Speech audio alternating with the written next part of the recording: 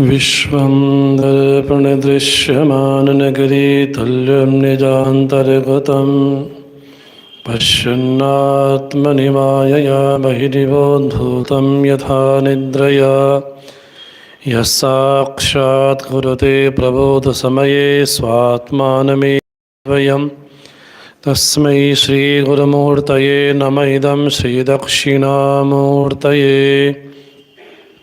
शङ्करं शङ्कराचार्यं केशवं बादरायणं सूत्रभाष्यकृतौ वन्दे भगवन्तौ पुनः पुनः ईश्वरो गुरुरात्मेति मूर्तिभेदविभागिने व्योमवद्व्याप्तदेहाय दक्षिणामूर्तये नमः। अखिलांड कोटि ब्रह्मांडाधिनाय भगवान भाव भवेश्वर के चरणों में प्रणाम करते हुए प्रातः स्मरणीय श्रोत्रिय ब्रह्मनिष्ठ परम पूज्य बड़े महाराज श्री के चरणों में प्रणाम करते हुए अपनी समस्त संत परंपरा गुरु परंपरा आचार्य परंपरा को नमन प्रणाम करते हुए आप सभी को नमो नारायणाय।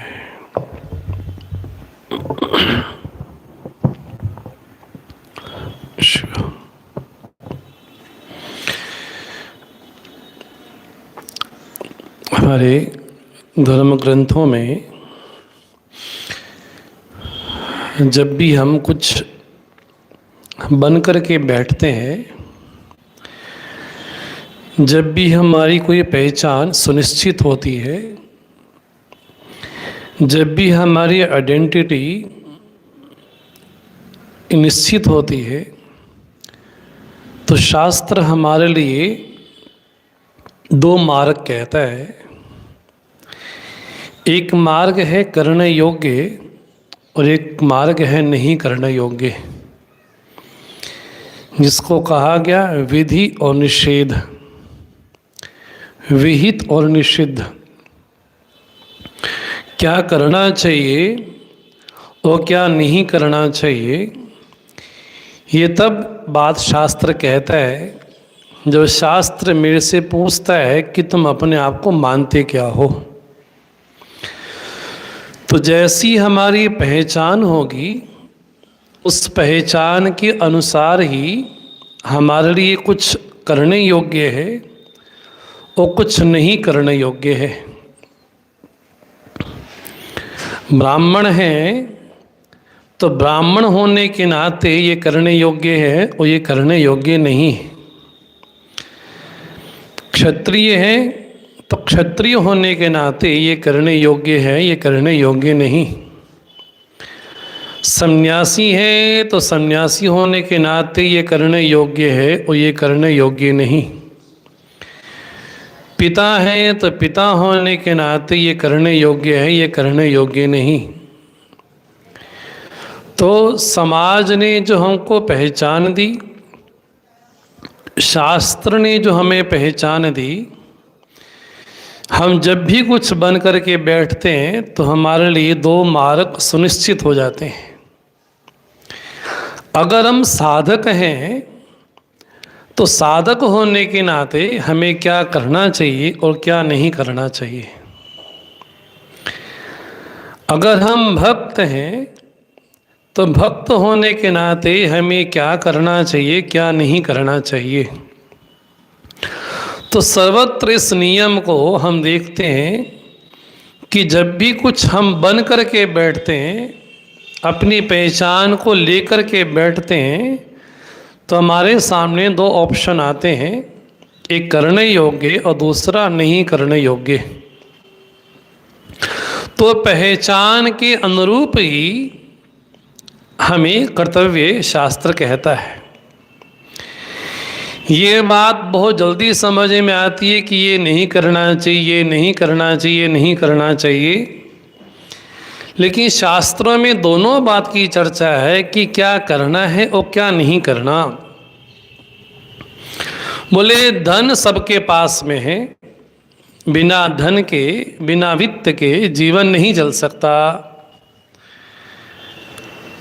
तो आचार्य यहाँ पर कहते हैं अर्थम अनर्थम भावये नित्यम नास्ति ततः सुखलेशः सत्यम, सुखता क्रियते रामा भोगा, पश्चाद हंता शरीरे रोगा।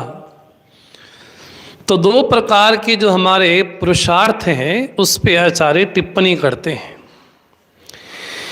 कि पहली बात, जो भी सुख के लिए भोग भोगे जाते हैं तो वो अंतिम में उसका जो परिणाम है वो सही नहीं होता। पश्चात हंता शरीरे रोगा, शरीर में अनेक प्रकार के रोगों को जन्म दे देता है। और जो भी हम कुछ कमाते हैं, धनार्जन करते हैं, तो धनार्जन में दोष ये है कि ऐसा कोई द्रव्य नहीं जो दोष से दूर हो। जो अर्थ की शुद्धि किस प्रकार की जाए, तो आचार्य कहते हैं देयम दीन जनाय च वित्तम, जो दीन हो उनको अपने जीवन का कुछ हमें भाग देना चाहिए, विशेष देना चाहिए। लेकिन आचार्य ये भी कहते हैं धन के प्रति जो हमारी तृष्णा है, उस तृष्णा विशेष का त्याग करने के लिए आचार्य कहते हैं धन का त्याग करने के लिए नहीं। अगर धन का ही त्याग हो जाए तो जीवन कैसे चलेगा? तो जीवन निर्वाह के लिए धन तो आवश्यक है। शास्त्र कभी ये नहीं कहता, कभी इस गलतफहमी में पड़ना ही नहीं चाहिए। अगर धन अन्यायपूर्वक आया है तो वो धन कभी भी हमारे चित्त में शांति को, संतोष को पैदा नहीं कर सकता। तो आचार्य भगवत पाद पहले भी धन के विषय में कह चुकी, अब भी कहते हैं कि धन के विषय में, अर्थ के विषय में हमारी जो दृष्टि हो बिल्कुल स्वस्थ हो। क्योंकि अर्थ में दिक्कत ये है, अर्थ का उपार्जन बड़ा कठिन, कमा लिया उसको संभाल के रखना वो भी कठिन। लोगों से बचा बचा करके हम पैसे रखते हैं तो कहीं इनकम टैक्स की रेड ना पड़ जाए, तो ये मन में हमेशा भय लगा रहता है। भय ये लगा रहता है कि अभी तो धन है लेकिन कहीं मेरे पुत्र ही मुझे धोखा ना दे दे। तो व्यक्ति अपने पुत्र से भी आशंकित रहता है। या पुत्र शब्द से जितने भी संबंध हैं उन सभी संबंधों को ग्रहण करना लेना चाहिए। पुत्रादपि, बोले पुत्रों से भी व्यक्ति को भय हो जाता है अगर किसी के पास धन ज़्यादा हो जाए तो आचार्य कहते हैं अर्थ जो है हमेशा अनर्थ का ही कारण होता है, लेकिन वो अर्थ जो अन्यायपूर्वक कमाया गया हो। तो आचार्य भगवत पाद कहते हैं कि दो काम नहीं करने चाहिए, लेकिन करना क्या चाहिए ये तो आचार्य बताएं आप। एक गुरु ने शिष्य से कहा कि अगर मन एकाग्र ना हो तो जाप करना व्यर्थ है। बोले अच्छी बात है। बोले इस मंत्र को लो, इस मंत्र का जाप करो, मैं अगली बार आऊँगा तुमसे पूछूंगा तुम्हारी अनुभूति क्या है। लेकिन ये बात है कि मन अनेकाग्र हो तो उस मंत्र का कोई प्रभाव नहीं होता। 6 महीने के बाद गुरुजी वापिस आए, पूछा भाई साधना कैसी चल रही है? बोले महाराज जी मैंने तो साधना छोड़ दी। बोले क्यों? बोले आपने कहा था अगर बिना एकाग्रता के मंत्र जाप करोगे तो उसका कोई फायदा नहीं है। तो मेरा मन एकाग्र नहीं था, मैंने मंत्र को ही छोड़ दिया। तो आचार्य कहते हैं जो चीज छोड़ने योग्य है वो तो नहीं छोड़ी, और जो पकड़ने योग्य है उसको तो छोड़ दिया। तो आचार्य भगवत पाद 2 श्लोकों में तो निषेध करते हैं क्या नहीं करना चाहिए, क्या नहीं करना चाहिए, क्या नहीं करना चाहिए। लेकिन अब अगले श्लोक में आचार्य कहते हैं कि हमें करना क्या चाहिए। तो हम नियम कुछ साधक के लिए कहते हैं। ये भजगोविंदम का 30वां नंबर श्लोक है, हो सके तो साथ में चैंट करें आप। प्राणायामं प्रत्याहारम नित्यानित्य विवेक विचारम जाप्य समेत समाधि विधानम कुर्ववधानम महदवधानम भज गोविंदम भज गोविंदम गोविंदम भज मूढ़मते गोविंदम भज मूढ़मते। अब साधक को क्या करना चाहिए? आचार्य यहाँ पर कुछ नियम बोलते हैं, हमें क्या करना चाहिए। तो अष्टांग योग जो महर्षि पतंजलि जी का है, जगत में बड़ा प्रसिद्ध है। आजकल तो जिसको योग की जगह योगा कहा जाता है, और उसमें भी किसी को कोई प्राणायाम से, प्रत्याहार से, धारणा से कोई लेना देना नहीं, सीधा ही जाकर के मेडिटेशन करना है। तो उससे क्या होगा? बोले एकाग्रता आएगी। लेकिन बात स्पष्ट होनी चाहिए, एकाग्रता का नाम ध्यान नहीं। एकाग्रता ध्यान में सहायक हो सकती है, लेकिन एकाग्रता मात्र का नाम ध्यान नहीं। तो वर्तमान समय में लोगों को ना यम नियम से मतलब है, ना धारणा से मतलब है, सीधा ही छलांग लगाते हैं हम ध्यान की ओर। मानो कि छत पे जाने के लिए एक सीढ़ी है, उस सीढ़ी के 8 स्टेप हैं, और मैं गलती क्या करूं, पहले के जो 6 स्टेप हैं उसको तो छोड़ दूं, लेकिन जो सीधा 7वां स्टेप है मैं अपना पैर वहां लगाऊं तो क्या होगा? बोले पहली बात तो पहुंच नहीं पाएंगे।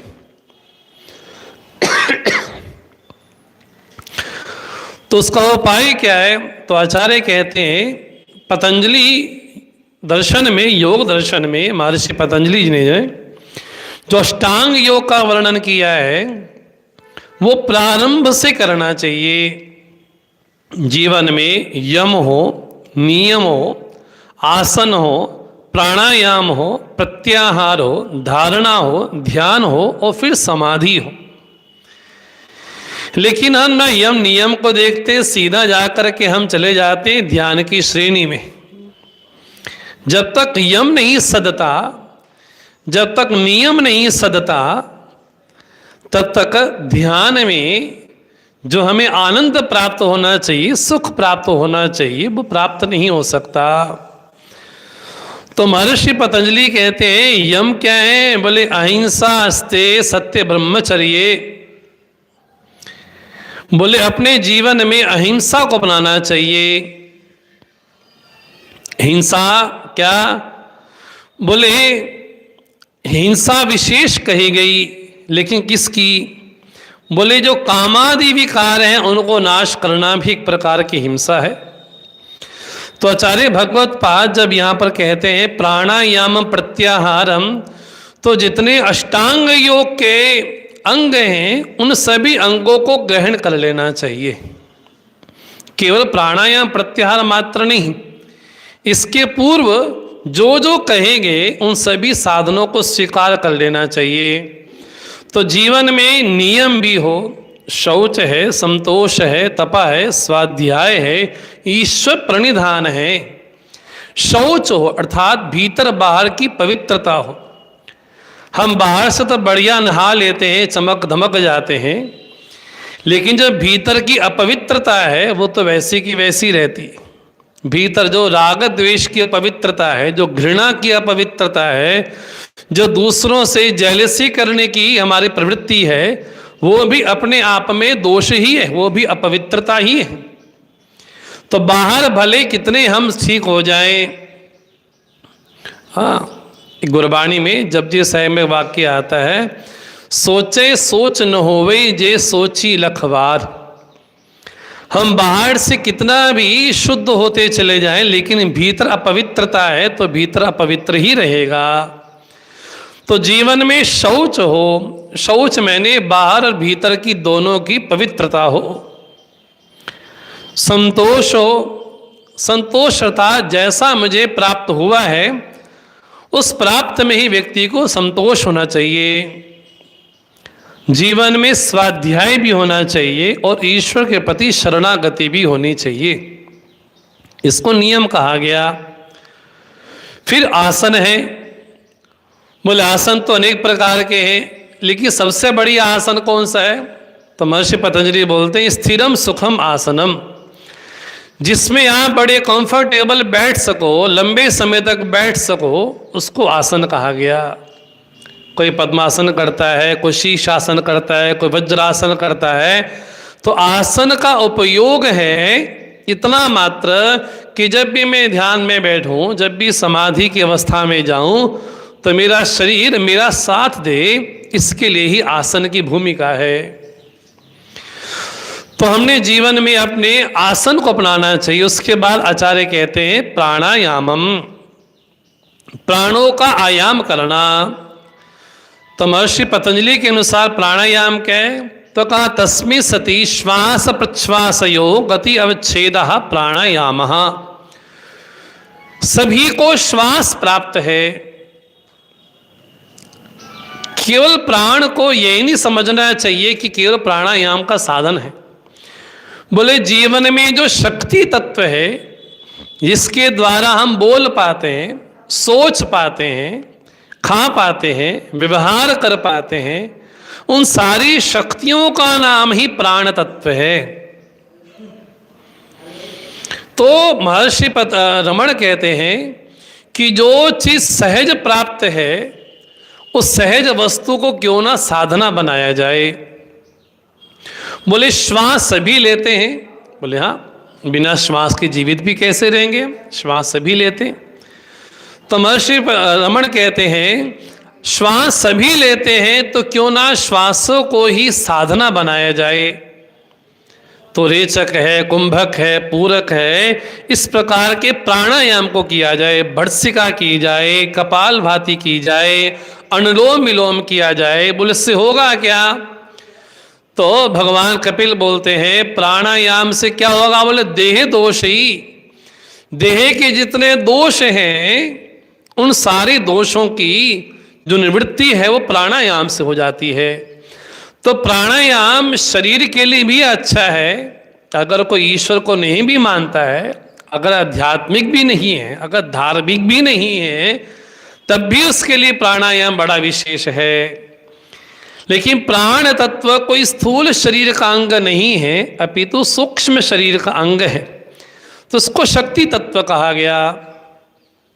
बोले स्वाभाविक है हमारा मन यहां से वहां से यहां दौड़ता है, मानो कि पक्षी की तरह है।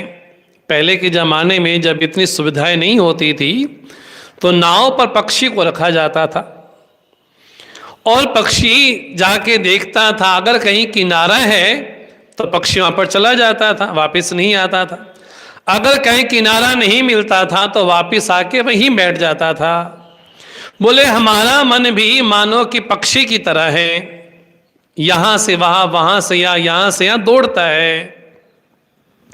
ऐसा जो हमारा चंचल मन पक्षी की तरह है, अगर उसको एकाग्र करना है तो सबसे बढ़िया साधना क्या है? बोले प्राणायाम करना। तो प्राणायाम हमारे अध्यात्म की साधना में बड़ा विशेष है। प्रत्याहारम, बोले इंद्रियां हमारी बाहर स्वाभाविक रूप से जाती हैं, विषयों में जाती हैं, इसलिए उन विषयों से हटा करके अपनी ओर लेकर के आना। अब आपको बड़ी आश्चर्य की बात बताएं कि जब हमारी इंद्रियों की उत्पत्ति हुई, जब इंद्रियां बनी, तो ब्रह्मा जी ने इस इंद्रियों को स्वाभाविक ही बहिर्मुखी बना दिया। स्वाभाविक। भगवती श्रुति कहती है, मंत्र ये कहता है, परांची खाणी वितृणत स्वयंभू तस्मात् परांग पश्यति नान्तरात्मन कश्चित धीरा प्रत्यगात्मानमीक्षत आवृत्त चक्षु अमृतत्वमिच्छन्। जितनी भी हमारी इंद्रियां हैं वो स्वाभाविक रूप से बहिर्मुखी हैं, स्वाभाविक है। लेकिन कोई धीर पुरुष है जो साधना के द्वारा, गुरु कृपा के द्वारा उसको भीतर कर पाता है। तो प्रत्याहार है, फिर धारणा है, देश बंधा चित्तस्य धारणम, तत्र प्रत्येक तानता ध्यानम। प्रत्यय माने हमारी जो वृत्ति हो, हमारा जो थॉट हो, जो थॉट का प्रवाह हो वो कैसा हो, बोले एक हो, तत्र प्रत्येकतानता। मानो कि आपके मन में एक विचार है, शिवोहम शिवोहम शिवोहम, एक ही वृत्ति उठ रही है, एक ही थॉट उठ रहा है, और वही विचार उठ रहा है, और वही विचार जाकर के लीन हो रहा है। भले ही उसमें भेद हो, लेकिन प्रवाह कैसा है, बोले निरंतर उसमें प्रवाह ही प्रवाह है। तो तत्र प्रत्येकतानता ध्यानम। इसलिए हमने पहले आपसे कहा कि जो उसको हम कंसंट्रेशन बोलते हैं वो कोई मेडिटेशन नहीं है, एकाग्रता का नाम ध्यान नहीं है। अगर एकाग्रता का नाम ध्यान होता तो चोर बड़ी ध्यान से एकाग्रता से चोरी करता है तो क्या ध्यान ही हो गया वो? तो एकाग्रता ध्यान में सहायक हो सकती है, लेकिन एकाग्रता मात्र को ध्यान नहीं कहा जाता। तो पतंजलि महर्षि के जो अष्टांग योग है उनको स्वीकार किया गया। उसके बाद कहते हैं नित्य अनित्य विवेक विचारम। व्यक्ति को विचार करना चाहिए कि वास्तव में नित्य क्या है और अनित्य क्या है। जब हम वेदांत का प्रथम ग्रंथ पढ़ते हैं, वेदांत का बिल्कुल जो बेसिक ग्रंथ है, प्रारंभिक जहाँ से वेदांत प्रारंभ होता है, बिल्कुल छोटों के लिए तो नहीं कहेंगे, लेकिन जहाँ से प्रारंभ होता है वहीं पर ही आचार्य भगवत पाद ने साजंत तुष्टे का वर्णन किया कि हमारे जीवन में विवेक हो, वैराग्य हो, मुमुक्षुता हो और षट संपत्ति हो। तो विवेक को कहा गया नित्यम वस्तु एकम ब्रह्म तद व्यतिरिक्तम सर्वम अनित्यम। बोले शरीर में बाल्यकाल आता है, अब वो कहाँ गया? नहीं रहा। शरीर में युवा अवस्था आई थी, अब वो कहाँ है? बोले चली गई। शरीर में वृद्धावस्था आती है, कहाँ है? बोले अब तक तब तक रहेगी जब तक प्राणांत ना हो जाए। बोले जितने भी प्रकार के जगत में कुछ भी दिखाई पड़ता है, सुनाई पड़ता है, ऐसा कोई पदार्थ नहीं, ऐसा कोई ऑब्जेक्ट नहीं जो हमेशा एक जैसा रहता हो। तो साधक को क्या करना चाहिए? नित्य अनित्य विवेक विचारम। हमें नित्य क्या है और अनित्य क्या है, इस पे हमको विचार करना चाहिए। जापे समीत समाधि विधानम। अगला आचार्य कहते हैं हमें जीवन में जप को प्रधानता देनी चाहिए। जितने भी हमारे सनातनी वैदिक पंथ को मानने वाले हैं, धर्म को मानने वाले हैं, सभी ने जाप को जरूर स्वीकार किया है। जो हमारा इष्ट मंत्र हो, उस इष्ट मंत्र का, गुरु मंत्र का हमें जाप करना चाहिए। क्योंकि भगवान जी बोलते हैं यज्ञानाम जप यज्ञोस्मि। जितने भी प्रकार के यज्ञ हैं उन सभी यज्ञों में जो जप है उसको विशेष माना गया, वो मैं ही हूं। यज्ञानाम जप यज्ञोस्मि। तो महर्षि पतंजलि बोलते हैं तद जपस्तदर्थ भावनम।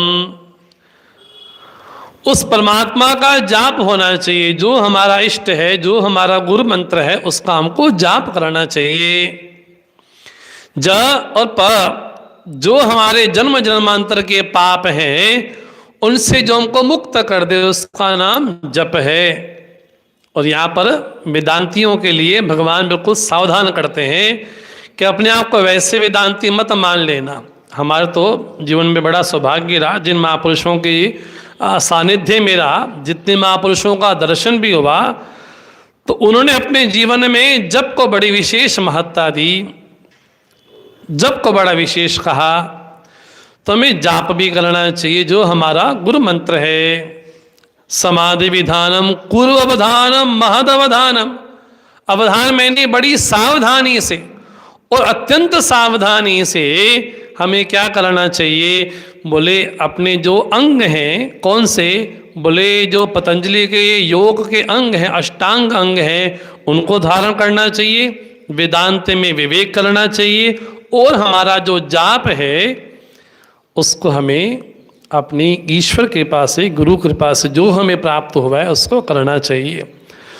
तो आचार्य यहाँ पर साधनों का उल्लेख करते हैं और साधना को उल्लेख करने के बाद फिर अब अंतिम जो जहाँ से भज गोविंदम समाप्त होता है, तो कल ईश्वर कृपा जैसी रही इस ग्रंथ की हम समाप्ति पे पहुँचेंगे। समय हुआ। ओम सर्वे भवन्तु सुखिनः, सर्वे सन्तु निरामया, सर्वे भद्राणि पश्यन्तु मा कश्चित् दुःखभाग् भवेत्। असतो मा सद्गमय, तमसो मा ज्योतिर्गमय, मृत्युर्मामृतं गमय। ओम शांति शांति शांति। श्री वृंदावन बिहारी लाल की जय।